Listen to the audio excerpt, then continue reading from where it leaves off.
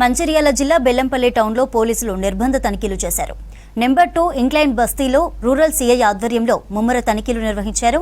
సరైన డాక్యుమెంట్లు లేని 45 బైక్లను 3 ఆటోలను సీజ్ చేశారు.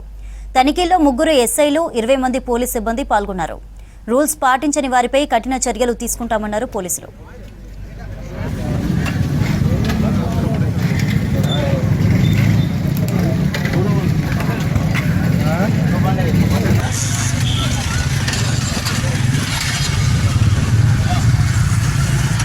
ఏమైనటువంటి మా సమస్యలు ఏదైనా ఉంటాయో అవి కూడా తెలియజేసి మేము ఈ సందర్భంగా మీ అందరి తరఫున కోరుతున్నాము.